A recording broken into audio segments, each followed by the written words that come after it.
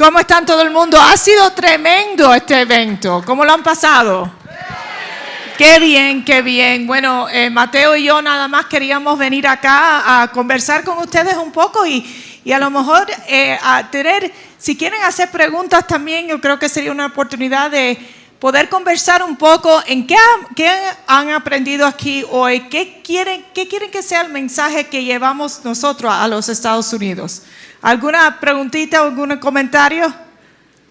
Right there. No sé si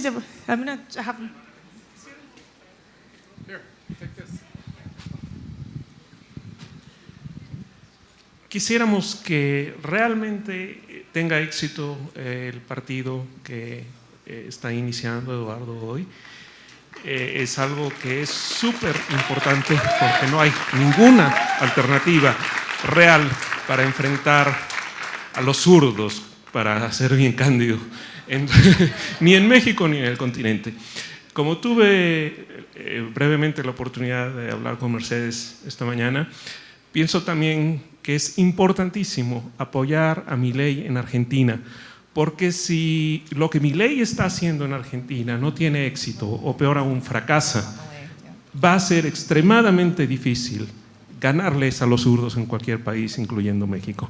Así que creemos que debemos concentrarnos en la medida que podamos, apoyando con inversiones a Milei, apoyando con reforzar la batalla cultural en Argentina, que es donde está más fuerte el avance, para que entonces podamos hacerlo también acá en México, hacerlo en el resto de Latinoamérica y finalmente derrotar esta maldición que es el comunismo. Qué bien, qué bien. Quiero decir algo. Mateo tuvo la oportunidad, yo le digo Mateo, algunas veces cuando me pongo enojada le digo Matthew Schlapp y entonces él contesta. Pero no, yo le dije a Matt, él se reunió con la ministra Giorgia Meloni de Italia.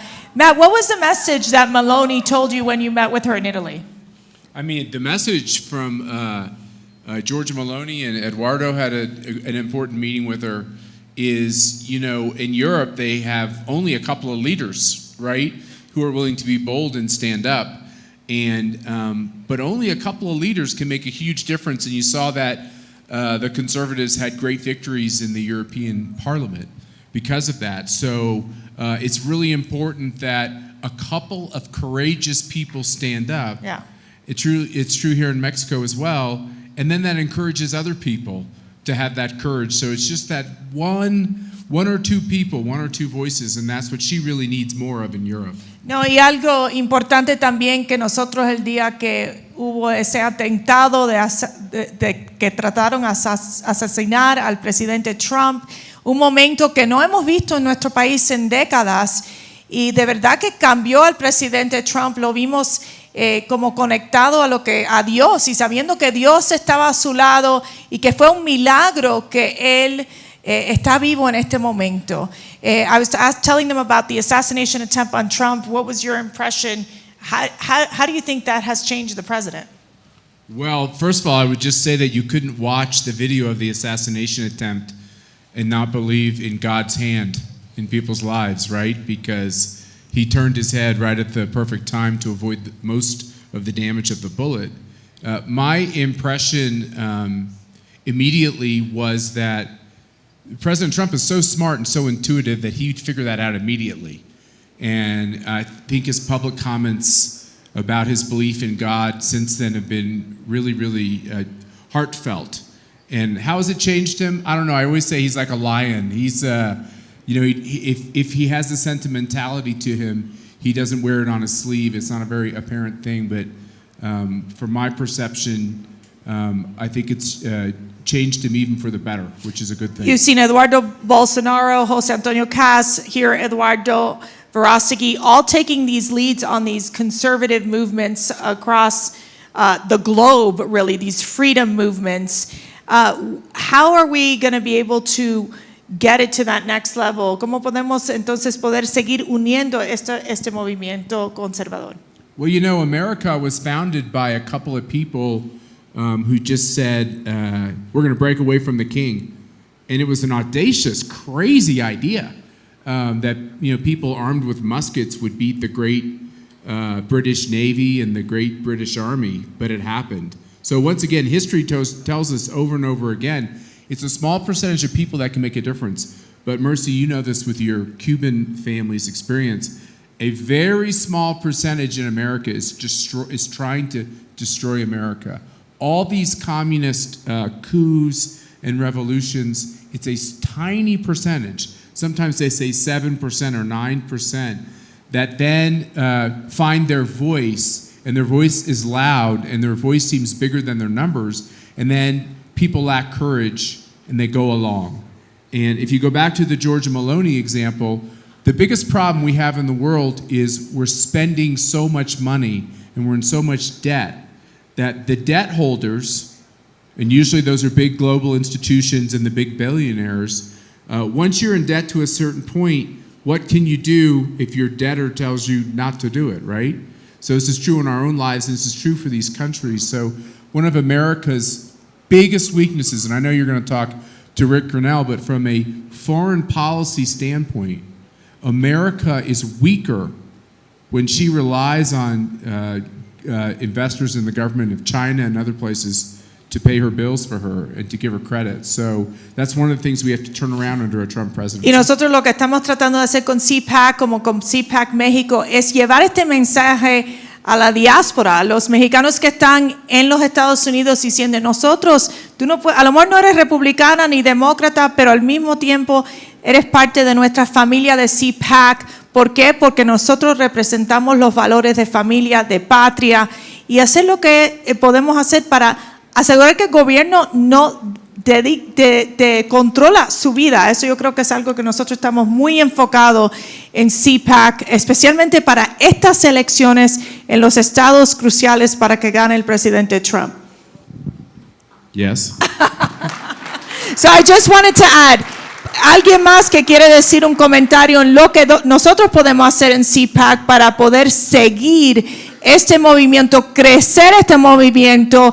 Y también siempre están invitados a venir a CPAC en Washington, D.C. en febrero, que tenemos la cumbre internacional de CPAC, que va a estar Eduardo con nosotros también.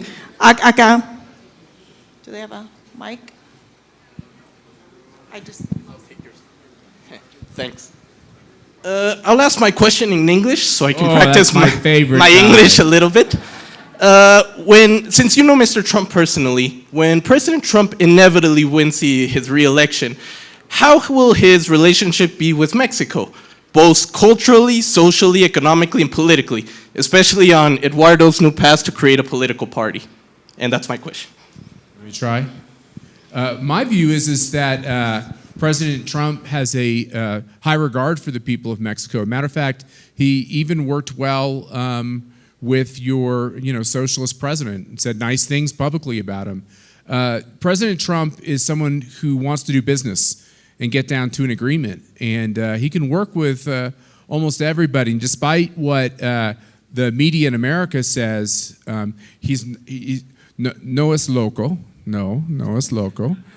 He knows that sometimes that's an advantage for him when people think that they don't know what he might do.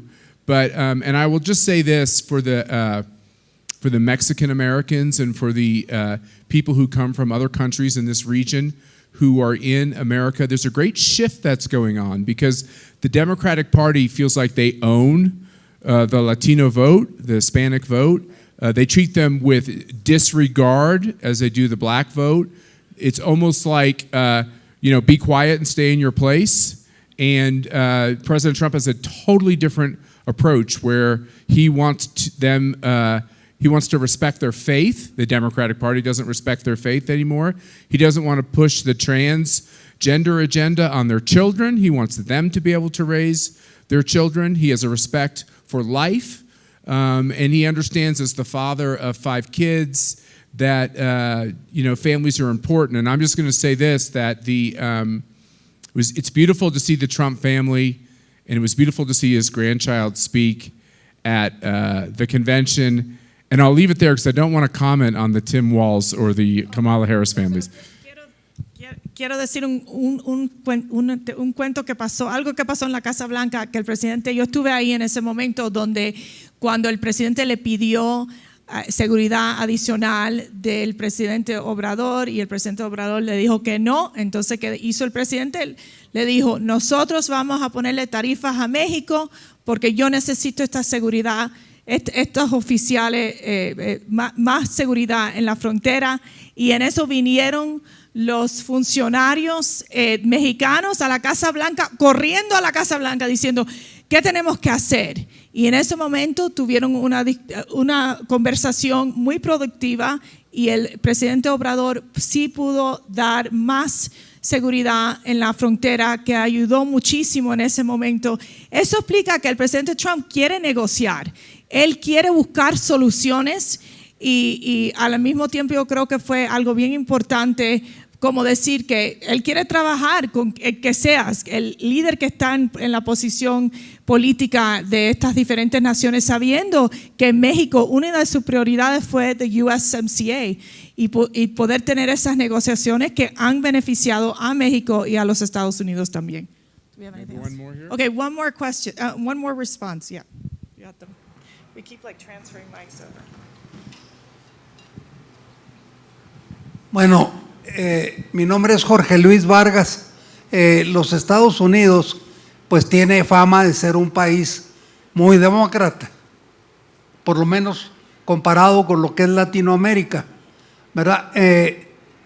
Pienso que la democracia debe reflejarse en que los votantes recibamos los beneficios de la democracia. ¿Qué hacer en México que ustedes hacen para que también suceda con México? Señor, gracias. Otra vez. Again. Sí. My English is very... No, en español está bien. Okay. No, in English. En tatache. Sí. The democracy in the States is it's supposed that it's much developed that Sí. in Mexico. Right. Okay. And in also all Latin America.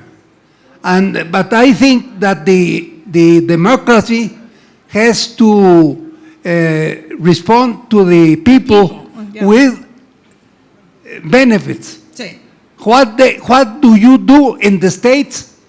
What as we don't do in Mexico, and had Yeah. to do it. Okay, good English. Very good English, okay?